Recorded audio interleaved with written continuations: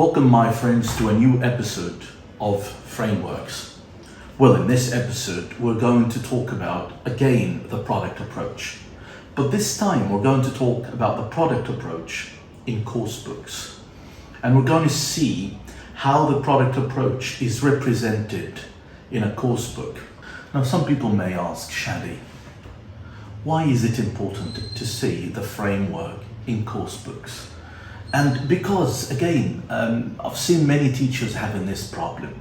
You teach them the framework, and then when they come to application, when they come to the coursebook, they can't see it, they cannot recognize it, they don't know how to apply it on a lesson from a coursebook. And this, of course, causes a lot of problems. One of them is lesson planning. Now, here is a wonderful lesson taken from a coursebook. Actually Headway Intermediate. So let's have a look at the questions here. And when we look actually at the first question, okay, when we look actually at the whole lesson, as you see here, you will see that we have a writing lesson. It says a formal letter or email applying for a job. And for me, that sounds fine because, yeah, this is something that students need in reality, so I really love the lesson. And again, it says, question number 1 is, work with a partner.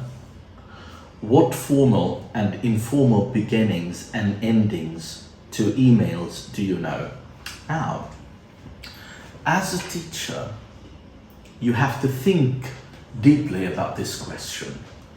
Work with a partner. What formal and informal beginnings and endings to emails do you know? Now, that's not a leading. The focus here is on language. And again, as we said in the product approach, we need to start with a leading. So obviously, okay, the lesson does not give you that leading. Then as a teacher, you need to come up with your own leading. And in order to come up with a good leading, as I said before, you need to think about the topic. So let's look at the coursebook page and see what the topic is. And here it says what? It says applying for a job. Okay, wonderful. Applying for a job. Let's go to the topic of the whatchamacallit, the writing task. And it says here, imagine you're applying for the job of activity leader. Write an email using some of the formal phrases. Okay, wonderful. Right, so it's about applying for a job then. I need to start with a leading that is about applying for a job. So again, as I said before, leading can come in so many different forms. Sometimes it can be, as I said, it can be a video, it can be a quote, it can be based on shocking statistics, whatever. There are so many ideas that you can use in starting with a good leading. So you can start your leading by brainstorming, asking your students questions like, if you want to apply for a job, what do you do? And then you elicit answers from them.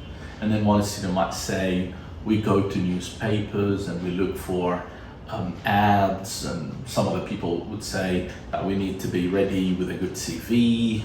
Someone might say we need to write letters or emails applying for a job, and that's the point you want. Someone might say, Shadi, what would we do if the students didn't mention writing an email or a letter? No problem. I mean, you can bring it up. You can say also, when we want to apply for a job, we write an email or we write a letter. And that would be your entrance. So in the lesson we're looking at now, we don't have a leading. We have to provide a leading.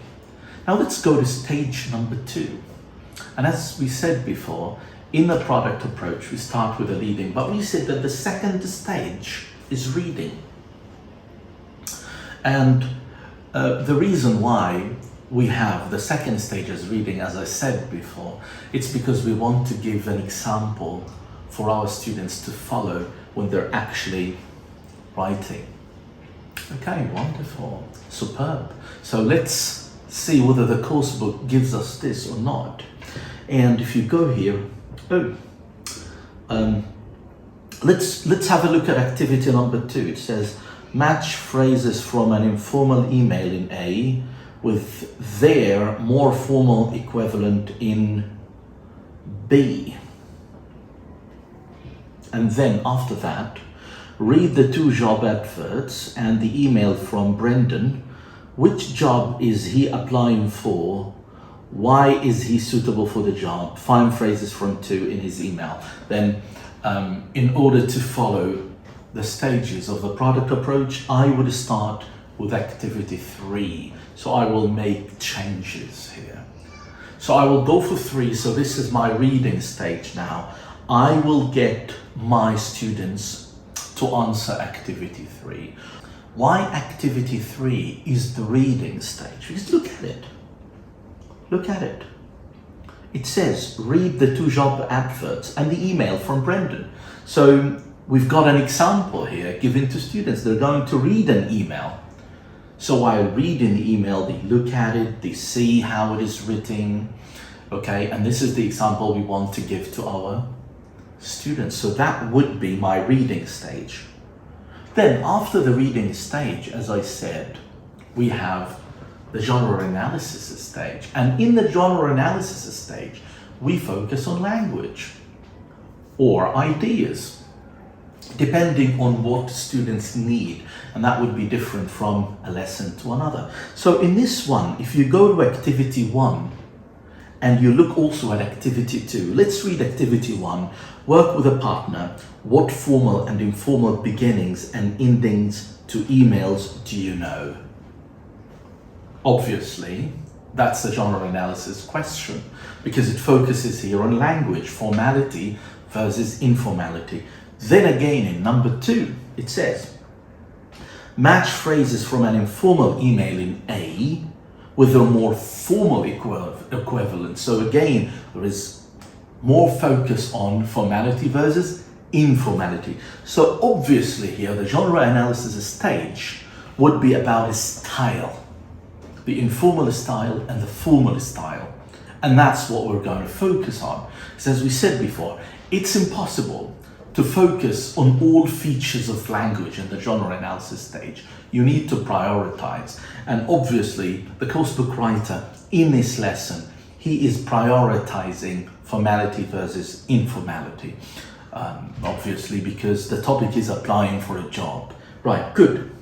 Now, let's go to 4. Read the email again. What is the aim of each paragraph? Now again, asking about the aim of each paragraph. This is focusing on ideas. So when you read paragraph number 1 in the email, I'm writing a response to your advertisements on the job seeker's website for a receptionist in your hotel. So this looks like an intro. So when the students read the first paragraph, they know that this is an introductory paragraph. And then they go to the second paragraph and the third paragraph. So this is again focusing on ideas. So here in the genre analysis, the coursebook writer focused on 2 things. He focused on language, formality versus informality, and he focused on ideas as well. Right, now,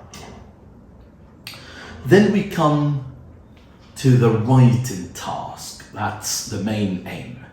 And let's read together. It says, imagine you're applying for the job of activity leader.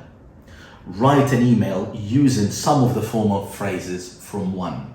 So now, the coursebook writer wants you to write an email applying for a job, but also make use of the useful language given to you in the genre analysis stage. And of course, as usual, the feedback is not included because that's the teacher's job. And we talked about feedback last time. In the previous episode, we said that content feedback would come first, followed by language feedback. So, this is the product approach integrated in this lesson here. So what we missed here to wrap up is the leading, and we came up with that. Then we did some changes. So we started with the reading stage, and then we followed by the genre analysis stage. And the genre analysis stage was divided into two activities, activity 1 and 2, and then activity 4. 1 and 2 for language, 4 for ideas. And finally, the writing task, and then you deliver your feedback as a teacher. Thank you so much for watching this episode. Next time, we're going to see how we can use the product approach in creating a whole lesson from authentic material. Thank you so much. See you in the coming episode. Bye bye.